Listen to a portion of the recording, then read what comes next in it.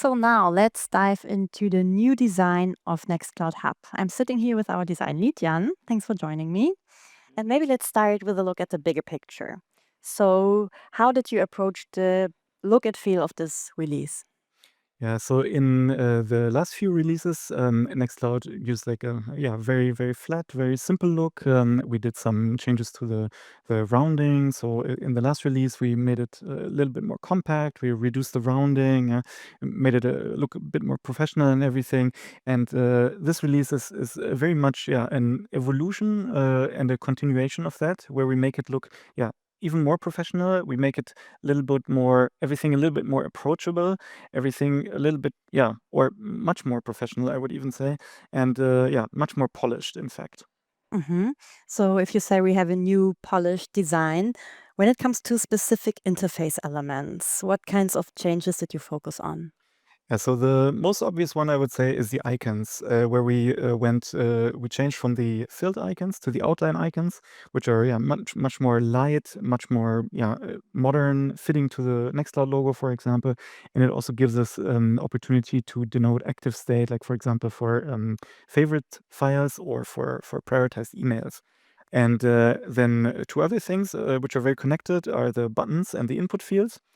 So the buttons are more elevated to make them more approachable, more clickable, and the input fields, on the other hand, are a little bit more inset. It's also to make them more clickable, and so everything sort of feels a little bit more familiar, more modern, and more approachable. Mhm.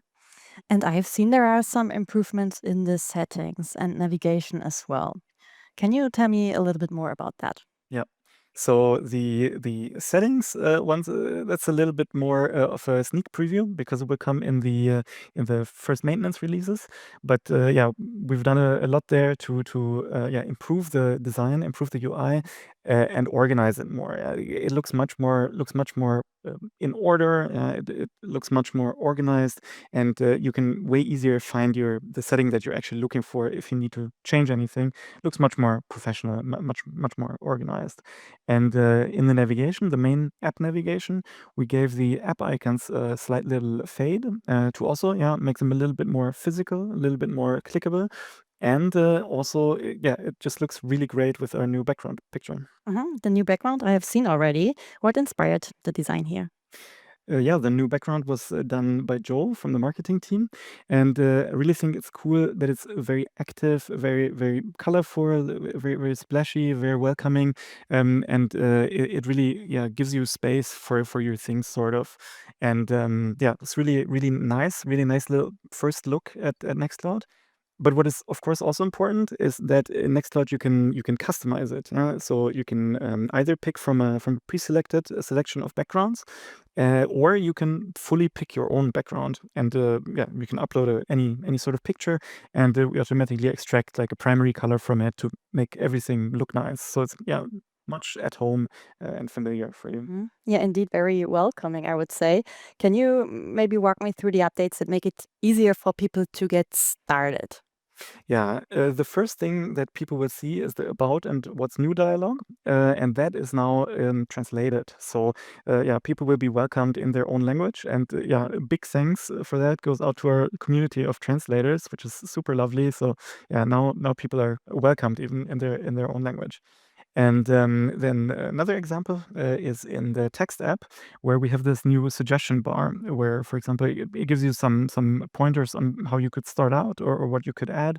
For example, linking a file, adding a table, or using the smart picker. And the cool thing is that this is, of course, also available elsewhere where the text app is used. So, like in the collectives app or in rich documents in files. And another part where we improve the empty content views is the Talk app and the Mail app, where we organize them a little bit nicer. We're showing a bit more what is possible, for example, in the Talk app. And also, we're using design elements from the background in there as well. So that is all a bit coherent. It's very welcoming. It's very active, and it shows you a little bit what you can do. And there's so many other things. Like for example, we did a lot on like new example content and template and so on. It's a lot new things. Mhm. Now, you briefly mentioned the templates. Can you tell me a little bit more about that? Yeah. there are 12 new templates, I think, and 6 Polish ones, if my count is correct. So the presentation templates, we doubled or more than doubled the amount of templates that you will have. The document templates, we went from 7 to 11 and polished some existing ones, and for spreadsheets as well, like we added some new ones and polished all the existing ones. So yeah, you have a lot more content to actually start out with and to just create documents and get started. Mhm. But not only the templates, but also the Office apps themselves get an update, right? What can we look forward to here? Yeah, there's a lot that got changed, that got adjusted in the interface and everywhere. And I will touch on a few very visible things. One is the icons, where I also mentioned the icons in Nextcloud generally before. The outline icons, of course, in Office, we moved also to the outline icons, and that is a very fitting modern look. And another thing that is also improved is previously the Office apps all had the same coloring. So we used primary color for all of them. And now we moved to sort of the industry standard of like using blue for the documents, which is basically unchanged, but also using orange for presentations and green for spreadsheets. So it's very much like familiar, and you see like where you are. Okay, so one last but very important point, I guess, is AI. And I have seen that the Nextcloud Assistant also got a design update. What's the reasoning behind that?